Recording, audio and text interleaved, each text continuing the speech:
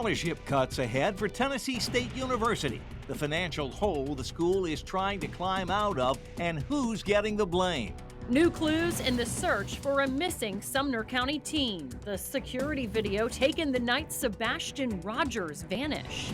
Everywhere you turn is pretty much a pothole. Pothole problems are well underway. Why getting the state to reimburse your repairs is next to impossible. Flight anxiety. With recent crashes, what you need to know before you board. And DOGE stimulus checks under debate. Why some Republicans say that's not the point of the cuts. Fox 17 News at 9 starts now. Middle Tennessee's only primetime news. This is Fox 17 News at 9, your Code Red station. It's kind of disheartening. Continuing coverage tonight on the ongoing financial problems at Tennessee State University. Staff and students tell Fox 17 News they are worried tonight after school leaders suggest more job cuts and a scholarship cap for incoming freshmen. TSU's interim president says tough decisions had to be made to get the university out of a financial hole. Fox 17 News' Karen Aguilar joining us live at TSU to tell us what she's hearing from people who work there. Karen. Megan Scott, one student who works at TSU's cafeteria, tells me the proposed changes are upsetting, but he understands they're needed to balance the books. Tyler Sanders works inside Tennessee State University's cafeteria. This is about the only income that I could get in besides, the other things that I do. He's worried he'll lose his job as TSU tries to get rid of its deficit as a part of their 5-year financial plan. It's kind of disheartening. We asked TSU if cafeteria workers like Sanders would be a part of cuts, but we didn't get a response. We do know the staff won't be the only ones impacted. Incoming freshmen will see a scholarship cap at 20% of tuition and fees. TSU does say it will honor current scholarships. Sanders is a junior and feels for those freshmen. I kind of feel that TSU could do quite better with the students. The federal government found the state of Tennessee underfunded the historically black college by $2 billion over decades. In 2021, the Tennessee's Office of Legislative Budget Analysis put the figure at more like $544 million on the high end. The state then gave the university $250 million for infrastructure projects. In this week's State Building Commission meeting, TSU's acting chief financial officer, Jim Grady, revealed the university had $154 million left over. He asked to use it for operational costs. We believe this allows Tennessee State the stability to get back on our feet financially. Even though Sanders is unsure of how the changes will affect him, he remains understanding. Some of them are quite unnecessary, while on the other hand, we don't have enough money to keep everybody on board. I do understand the collapse with the process. The State Building Commission didn't take any action on Wednesday to address TSU's request or financial plan. We reached out to TSU for an update, and we have not heard back. Reporting live in Nashville, Karen Aguilar, Fox 17 News, your Code Red station. Fox 17 News tracking financial trouble at TSU for years now. You can see all of our reporting at fox17.com. Just search TSU. It's your money, and Metro Records show at least 300 city employees are receiving a pension every month while still receiving a regular paycheck. A few dozen of the so-called double dippers work for the Metro Police and the Sheriff's Office. They retired, took their pensions, and now work 19.5 hours a week part-time. The Sheriff's Department has a program called STEP, short for Start Enjoying Your Pension. Part-time STEP workers get the hourly rate that they earned when they were retiring. They're collecting, those 300 people are collecting $7.7 million in pensions, while also $9.5 million in paychecks. So there are 24 people who make $100,000 or more with their combined pensions and paychecks. 10,000 retired Metro workers get a pension right now. The average, a modest $21,000 a year. But get this, 61 people earned at least $75,000 a year or more last year. An update tonight on the search for Sebastian Rogers. We have brand new released surveillance video taken the night that he disappeared nearly 1 year ago. Here it is. We're going to bring this video up full screen so you can really see it. This is from Kellen Lane from the Shackle Island neighborhood out in Sumner County. It's 1 block from where Sebastian disappeared from his family's home. The family's private investigator says the cameras recorded at 12:17 a.m. The video that you see here is enhanced, but it's still really, really hard to see. There's a figure walking up the block and then appears to stop behind that black car and then turns around and walks back the other way. We're going to play it one more time so you can see it again. The video has been given to investigators, and you can see it all for yourself at fox17.com. Well, the Sumner County Sheriff's Office, TBI, and the FBI continue to search for the 15-year-old who has autism. A few sightings were reported shortly after he disappeared, but those tips led to nowhere. Sebastian's mother and stepfather say he walked away from his home. Tonight in Covering the Capitol, state lawmakers consider a bill to allow payday lenders to charge customers more. The bill, which has the support of leadership in the State House and Senate, would increase the interest cap in our state from 30 to 36%. Critics say payday loans like this exploit poor people with bad credit. House Majority Leader William Lamberth, who is a co-sponsor, says these loans fill a need in the marketplace, and he says the companies who make those loans have to make a profit. If your credit's great, you can walk into any bank you want to and they can compete for your business. But if you're trying to rebuild your credit and if your credit is in the tank, then you need products like that to at least be able to survive and get some sort of credit built back up. Payday loans involve small amounts, usually under $500. The term of the loans often 2 weeks to tide a borrower over until their next paycheck. Looking ahead to Monday on Fox 17 News, a family says a trip to the doctor's office landed their baby daughter in state custody. Jerika and Jeff Lloyd say they noticed their daughter Janae seemed to be having trouble with her right leg. When they took the 1-year-old in, they told doctors they were not sure how their daughter ended up with a fracture. That simple statement turned into a 5-month-long custody battle. It's been brutal. I think just being helpless, being, having your daughter taken away, seeing, your 4-year-old not have his sister and ask us every day, Daddy, when are we going to be a family again? And he doesn't get it. The legal battle for this family and what they want to see change. That's Monday on Fox 17 News at 9. Right now, let's talk about your weather. After a very cold week, we moderated today. And ladies, I have to report that windshield wiper fluid finally started squirt out tonight around dinner for the first time in days. Yeah, and the car wash, I think, is going to be full the next several days as well. That's right. Wash off all that That's winter. not my duty. I'm not in charge of that. But I know we have a membership. That's right. Yeah, we are going to be looking at some nice weather for the next couple of days, and the warmer weather coming in as well. So 60s will return by next week, but have to get through a couple of chilly days still. At least we'll have the sunshine out. Folks out about enjoying Broadway, of course, on a Friday night, and temperatures at the moment here right around 27 under a clear sky. We look at clear skies as we head through the evening hours for tonight. I expect mainly clear and light winds, which will give way to a again, cold night ahead for us across the area. As far as radar goes, not much to report, which is good news. Again, after a very active week for us. So we'll be looking at temperatures to drop back with the clear sky and the light wind. It's a perfect recipe for a brutal night as far as temperatures go. 17 in Nashville, Dickson, Columbia sitting at about 16 to 18 degrees. Clarksville right around 15 for tomorrow morning. Keep in mind that we still have snow on the ground. I can see it on rooftops. It's melting. It melts. There's a puddle of water. That water will then freeze as we head through the overnight tonight, with temperatures well below the freezing mark, especially those steps as you're walking down steps from your house or anywhere else. Just use caution for a couple more days, but before you know it, we'll dry out and temperatures overall will climb above freezing even for the overnight lows. We'll talk more about that when that will occur. And a little later on, I've got the latest drought situation for Middle Tennessee after a very active week, where it stands tonight. Potholes popping up in the mid-state. The call for patience from TDOT.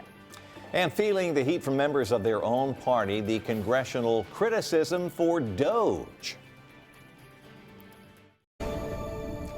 Well, the snow from this week may be gone, but the impacts of that snow and ice remain. I'm talking about all the potholes opening up on roads across the mid-state. TDOT has crews out there working to fix them. They say they're doing it as quickly as possible.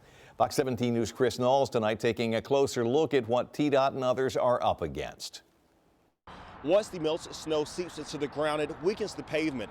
Then it refreezes and expands. That cracks the pavement, causing potholes. CDOT is well aware of this, and they have been working all day to make those repairs. Now, you may have noticed some traffic delays today as crews work to make repairs. TDOT says that crews will be patching potholes over the next coming days and weeks. I rode along I-24 in Laverne today. Crews were out filling those potholes. The repairs caused traffic backups for a few minutes. I talked to some drivers who say they are aggravated by the potholes. Everywhere you turn is pretty much a pothole. Well, number one, it's not safe. Number two, it's adding wear and tear to my vehicle. And then number three, it's just frustrating. I mean, it's annoying. They are not the only ones frustrated by the potholes. One viewer sent us an email and said this: he just hit a pothole so hard it caused his soul to leave his body. TDOT says they will be making those repairs between 9 o'clock a.m. and 3 o'clock p.m. when less cars are on the road, but they are asking that you cooperate with them and be patient by moving over and slowing down. Reporting in Nashville, Chris Knowles, Fox 17 News, your Code Red station. Well, just so you know, when it comes to the state of Tennessee actually paying for pothole damage done to your car, the bar is very high. You need proof for the pothole directly caused your problem. You need to know the exact location where it happened and have records of your repairs. Then you need evidence that the state actually knew the pothole was there but neglected to fix it in a reasonable amount of time. Which brings us to our Fox 17 question of the day on X. Has your car been damaged by potholes? A little over 200 people weighing in, and 6 in 10 say, yep, we've had some damage, and a little over 39% say, no, we have not. The poll's live right now. If you'd like to weigh in, scan the QR code. It will link you directly with our X page, and we'll update these results for you coming up later on Fox 17 News at 10. Looking ahead, President Trump says he will talk with one of our country's biggest adversaries to keep TikTok here in the U.S. President Trump says that he will broker a deal with China to sell the social media platform to a company based in the U.S. The president issued an executive order to delay the ban on TikTok. Mr. Trump says he hopes the U.S. can gain 50% ownership in a joint venture of the company. It's still unclear on who exactly will own TikTok if this all goes through. Maybe I will lay $1 down on the table, maybe get Megan to do the same, and we'd like to invest in the weekend forecast. Yeah, well, you know, it wouldn't be a bad investment. It'll be a little chilly tomorrow, but we're looking at sunshine and, most importantly, quiet weather. Car wash weather. Car wash weather.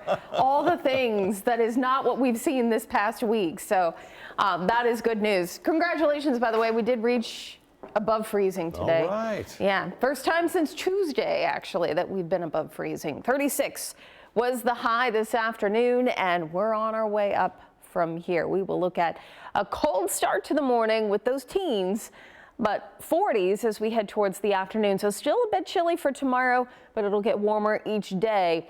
And we stay dry for a couple of days before our next chance for rain is expected to arrive, which won't be until the later part of next week.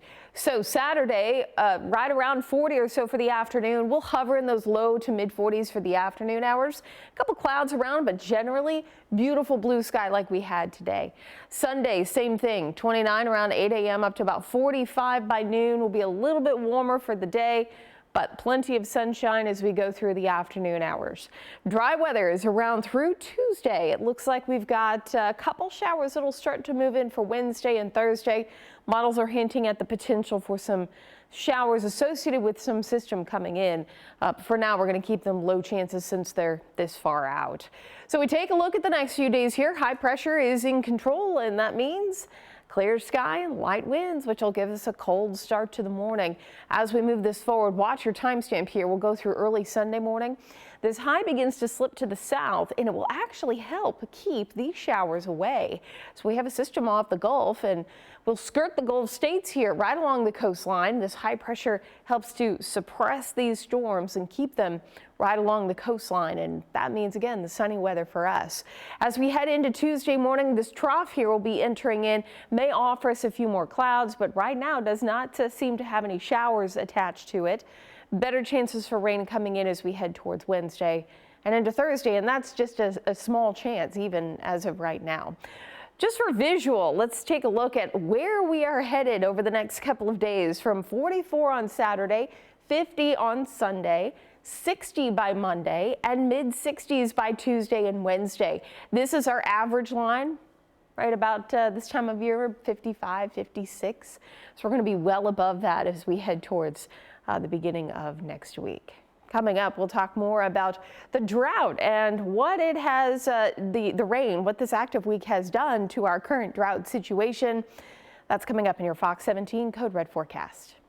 Elon Musk is getting heavy praise from conservatives, but some House members are feeling the heat back home. I'm Matt Gelka in Washington, and all of the story coming up. Takeover, the changes that could be on the way to the Postal Service. Fox 17 News is tracking the rollout of a new metal detector system in Metro Nashville Public Schools. We're hearing more from the district starting Monday on Fox 17 News at 4. Some Republican lawmakers are feeling the heat from constituents over DOGE and Elon Musk's role in Washington. In tonight's Waste Watch report, Fox 17 News' Matt Gelka has a closer look at what the majority of Americans think. Gifted a chainsaw by Argentina's President Javier Milei, Elon Musk drummed up support for the Department of Government Efficiency's continued cuts to bureaucracy across federal government. People ask, like, how can you find waste in D.C.? I'm like, look, it's like being in a room, and this target, the wall, the roofs, and the floor are all targets. So it's like, you're going to close your eyes and go shoot in any direction. You can't miss. The Pentagon temporarily paused a plan to carry out mass firings that could have affected more than 50,000 civilian employees. CNN reports Defense Secretary Pete Hegseth needs to carry out a more formal review of the potential impacts of the layoffs. And the other big DOGE news of the week was the idea about potentially cutting checks to American taxpayers based on the department's savings. The dollar amount would be contingent on actual savings, and a check would have to be approved by Congress, but the House Speaker seemed to throw cold water on the idea. Politically, that would be great for us, you send everybody a check. We have a $36 trillion federal debt. We have a giant deficit that we're contending with. I think we need to pay down the credit card. By and large, the president has great purview over where a lot of this money goes. Now, some of this is going to be litigated. Meanwhile, some members of Congress are feeling the heat over DOGE in their districts. Georgia Republican Rich McCormick was met with questions and jeers over DOGE job cuts at a town hall in Fulton County on Thursday. What you, congressmen, and your fellow congressmen are going to do to rein in the megalomaniac in the White House. When you talk about tyranny, when you talk about presidential power, I remember having the same discussion with Republicans when Biden was elected.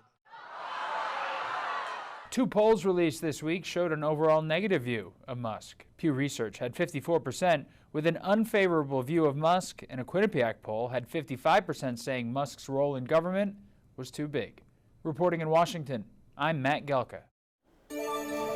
Looking ahead, the U.S. Postal Service could soon be under the president's control. A new report out says President Trump plans to dissolve the Postal Service's leadership and put his administration in charge. The plan comes after Louis DeJoy announced plans to step down as the service's Postmaster General. The report says President Trump is expected to sign an executive order to make it happen by next week, and that will remove the Service Board and put the Postal Service under the control of the U.S. Commerce Department.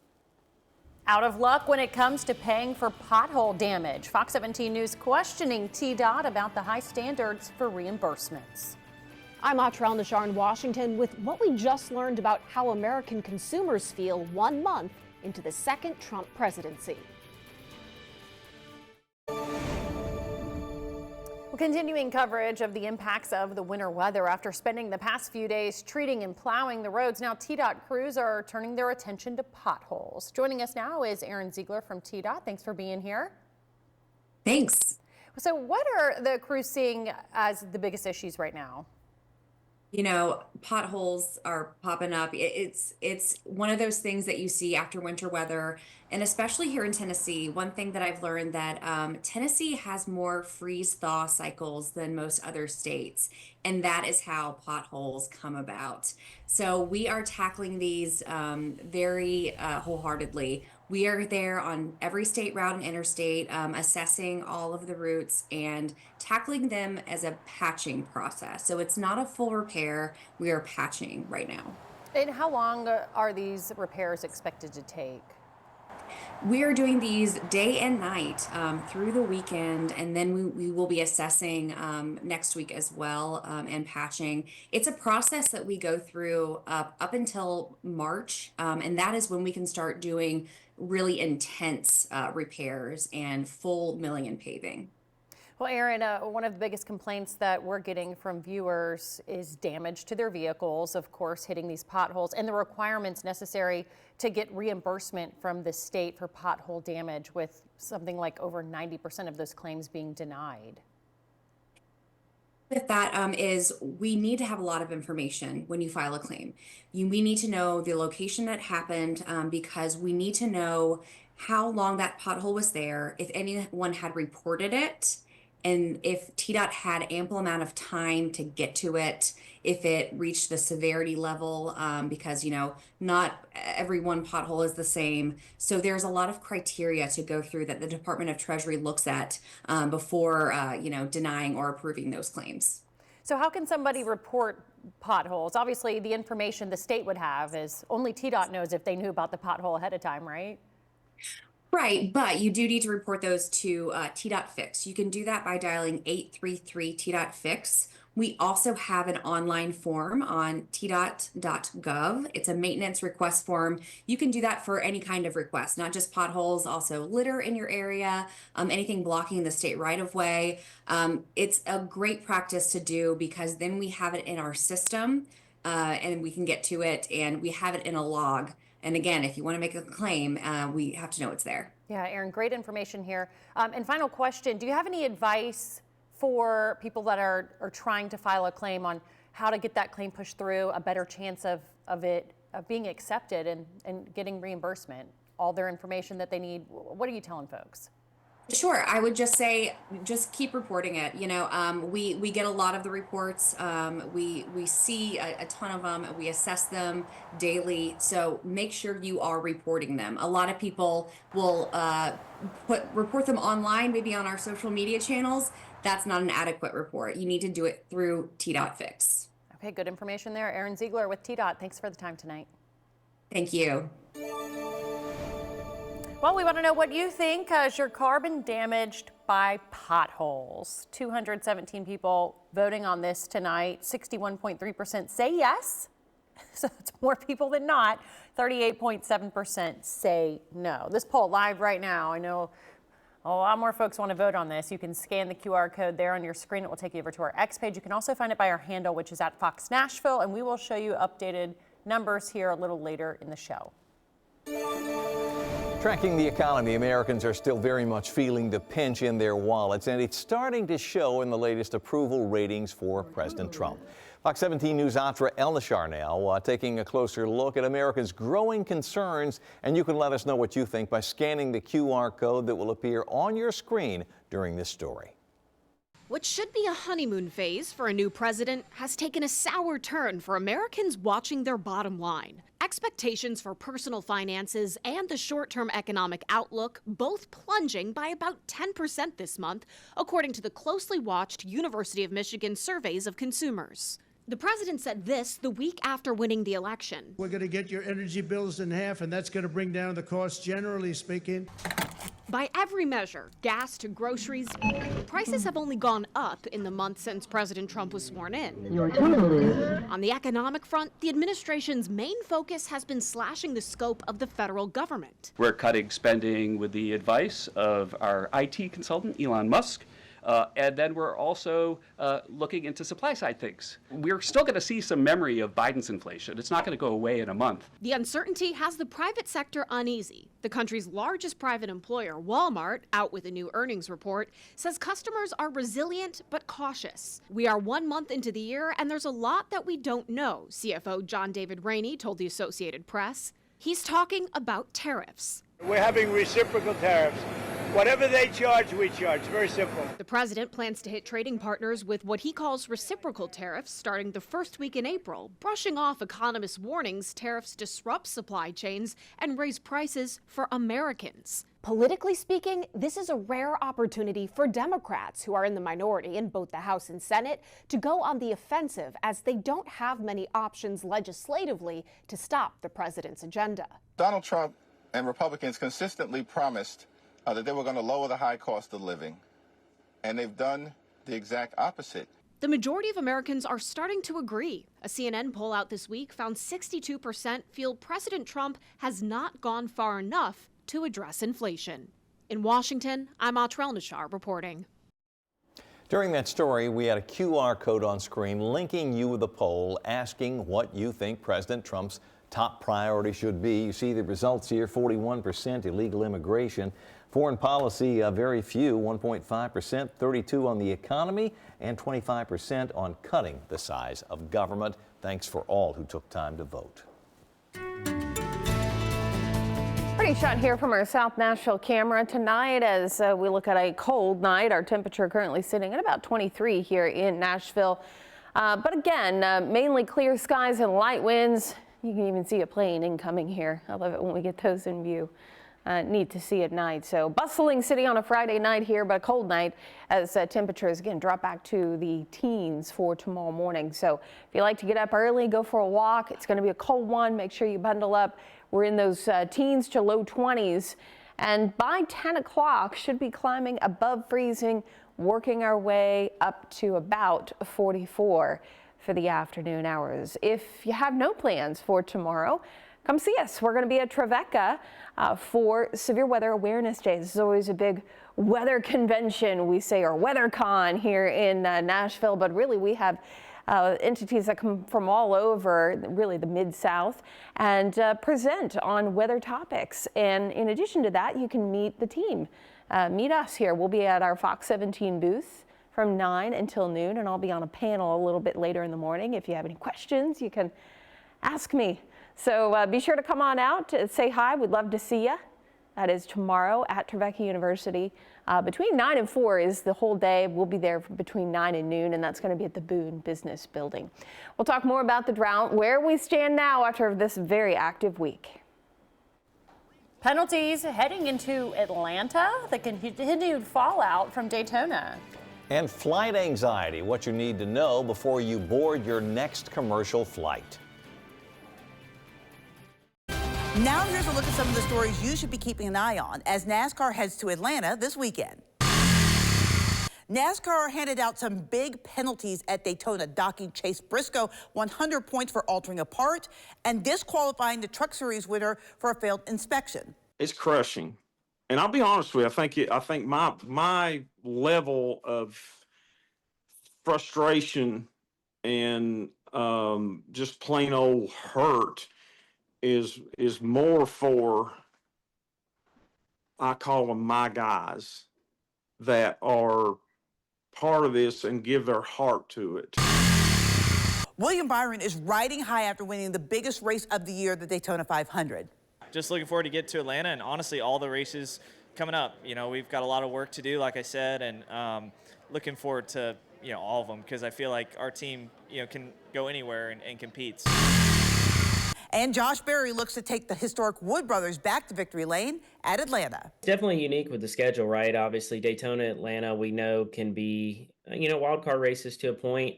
And then we go to, you know, Circuit of the Americas next, a road course after that. And so those three races, you know, it's definitely a unique stretch of the schedule there.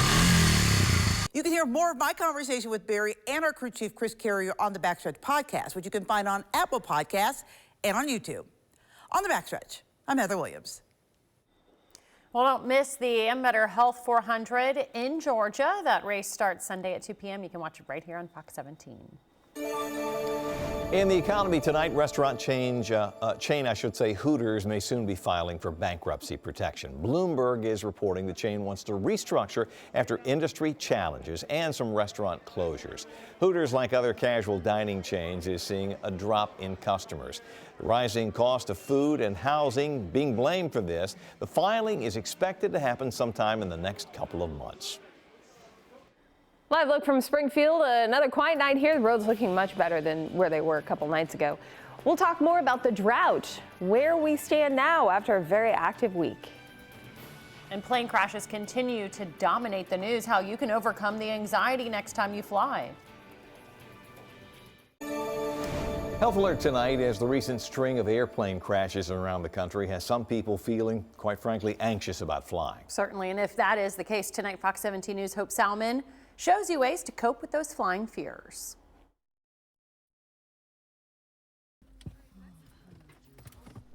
From a fatal collision to a recent crash landing, it may feel like air travel is becoming more dangerous, but January's preliminary data from the National Transportation Safety Board appears to show a record low number of airplane accidents nationwide, 62 in total, and most were on private flights. That's 18 fewer accidents than the previous January, which had 80 accidents. Still, the fear of flying is common in the U.S. It affects approximately 25 million Americans. Psychologist Shavonna Childs with Cleveland Clinic says managing those flying fears starts before you get on the plane. Distract yourself with things to do for the trip and focus on the fun you'll have or whatever you'll do when you get to your destination. Child says to also control what you can, pick the seat that makes you most comfortable, and choose an early and direct flight. If you're the person that turbulence bothers you, because that could be part of your fear of traveling, travel early in the morning when the ground is cooler, because when we have the cooler ground, the air is cooler and there's less turbulence. If you're feeling anxious on the plane, try deep breathing, meditation, and distraction with books, music, movies, or conversations with others. There's also having positive self-talk, having some reality conversations. I'm okay. This is a plane ride. I'm almost there. I can make it. If your fears become overwhelming, Child says therapy and medication can also help. Hope Salmon, Fox 17 News. Coming up this week on Full Measure. Drill, baby, drill. President Trump has promised to supercharge oil and gas production in order to lower energy costs and shore up national security. Scott Thuman will take us on a fascinating trip to an oil rig in the Gulf of America, where he found the industry already gearing up for big changes. Bitcoin's value has exploded in recent months. What's the future of the volatile e-currency in today's economy? A rare interview with investor Jeffrey Wernick. And you may not know it, but the U.S. has a dark history of using ticks and other parasites as weapons to carry disease. Science writer Chris Newby talks about her research into that, how it factors into Lyme disease and the film Under Our Skin. All this week on Full Measure. You can see Full Measure Sunday at 7:30 right here on Fox 17. All right, we are at the weekend. Things are warming up. This is good news. Just Katie, tell us it's not going to roll back in the other direction. No, actually, I think we are in for a treat as we head towards more so early next week. We'll be looking at temperatures back into the 60s, believe it or not. Punch our tickets, no refunds. Yeah, that's right. Yeah, things are much better. I think we've earned it after this last week of active weather, and we're in for a nice couple of days. Live look again from downtown, looking nice and pretty here. We'll have to get through a couple of cold mornings for tomorrow and for Sunday morning as well. I just noticed that should not say rain possible. I should just erase that right there. We are looking dry for both Saturday and Sunday. Nashville, Clarksville, and Crossville looking at a few clouds. May end up with a bit of patchy fog. Don't think it should be widespread and thick enough that we're going to be dealing with freezing fog, but just keep in mind and use common sense that if it's thick enough out there and temperatures are well below freezing, that could create a very thin coat of ice. But again, I don't foresee that being a big problem for us tomorrow morning. Upper teens to low 20s out the door for Nashville, Cookeville, and Clarksville. Tomorrow and for Sunday, both days, we're getting the thumbs up here. Although it will be chilly on Saturday. Temperatures only in the mid 40s. By Sunday, we're looking at temperatures right around 50 degrees. So a little warmer for us. And then those 60s, as I mentioned, coming back for Monday and then Tuesday and Wednesday in a big way. I thought we'd go back and look at the last 7 days of rainfall. Now, this does not include, remember, last week, Tuesday and Wednesday, we had a couple of heavy rainfalls, especially in our northwestern counties. And then we had the big thunderstorms, the rain, the flooding rain, and severe weather, and then also includes the liquid equivalent of what we had for our snow this week. So we've seen quite a bit of rainfall over the past 7 days, and notice where the bullseye is, your eye immediately drawn toward Clarksville. So that has been where the majority of our rain has fallen in the last 7 days. Here is how it has affected the drought. No longer in a drought situation for those near Hopkinsville to Clarksville, even Nashville now. The drought has been erased, but it has not erased the drought for those along and south of 40 and mainly east of I-65. We're still looking at a level 3 drought here, or severe drought throughout much of Marshall County into Bedford County and out towards the Cumberland Plateau. So what we still look at an ongoing drought here, although it has lessened considerably, which is good news. We continue to find abnormally dry conditions here for a lot of our counties to the south and to the east. Let's take a quick look forward here. The next couple of days, in fact, we're looking at the 1st through the 10th of March. Temperatures looking to be slightly below average, perhaps, across the eastern half of the U.S. In addition to that, slightly above average conditions as far as precipitation goes. What I'm seeing right now, at least, is a fairly active pattern for the beginning of March. I've already had a couple people come up and tell me or ask me on social media, I've heard we're getting a lot of snow in the beginning of March. That is not necessarily the case. And keep in mind, below average temperatures in the beginning of March, our average is 62. So we could be looking at temperatures in the mid 50s, and that's below average for us. So we could easily be seeing showers, maybe thunderstorms perhaps for the beginning of March. Maybe we get a big cool spell, which there are some hints at that, that could bring us some winter weather, but it is not a guarantee at this point, way too far away to be putting any eggs in the winter basket at this point. So just keep that in mind. We'll let you know if we're looking at a stronger signal for any more winter weather or severe weather for that matter. Just ahead, the latest on the debate over allowing Metro Police to use private security cameras to fight crime. And on a roll, the latest country star to have his very own bar downtown on Broadway. Well, looking ahead to Sunday morning in Nashville in Focus, topics for our panel include the ongoing battle over whether to allow Metro Police to use private security cameras in real time to fight crime. Now, the program is called FUSIS, and getting the green light to use it, though, has been going on for more than a year. Metro Council rejected the idea by a single vote back in November over fears the cameras would be used to target migrants. The bill was rewritten then to include safeguards and was being debated on a critical second reading this past Tuesday night when Council adjourned because of the snow. I think they're trying to make sure that they are not making the same mistakes, so that they have offered, protections that those cities didn't think about then, but they're now trying to do in order to protect a certain level of privacy. The idea is that we want safety. Safety is very important. Safety first, right? But when you do pass something like this, remember we don't want a nanny state, and these are private companies that are recording. Now, other topics this week include Metro Council resolution calling for police to review the MNPS safety plan and the lessons learned from Brookmead Park. That is Sunday morning at 6:30 on Nashville in Focus.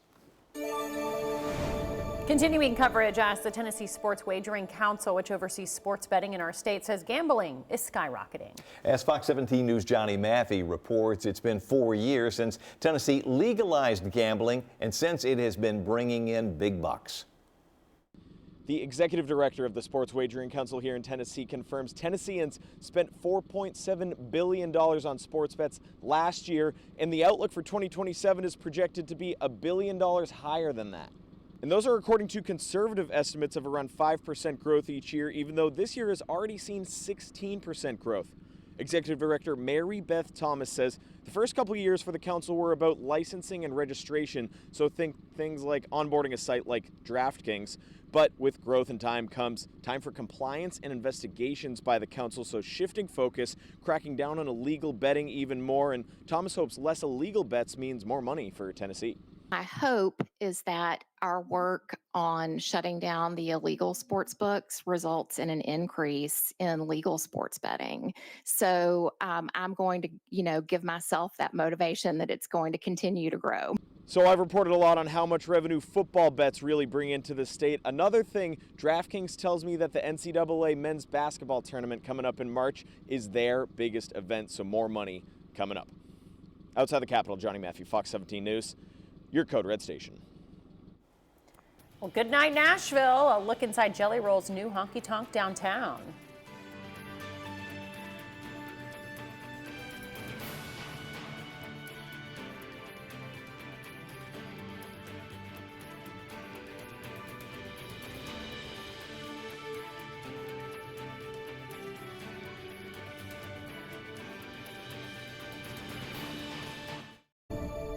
In entertainment news, add Jelly Roll to the list of country stars with a bar now open on downtown Broadway. That's right. He's got a new place, and it's called Goodnight Nashville. It's located between 2nd and 3rd Avenues in the old Trail West Boot Building. The grand opening down there was last night, a star-studded event. Look at all the colors. Jelly Roll performed along with some of his famous friends, among them Brandon Lake and Bailey Zimmerman. The club has 4 different levels with, if you would, sort of a different vibe on every floor.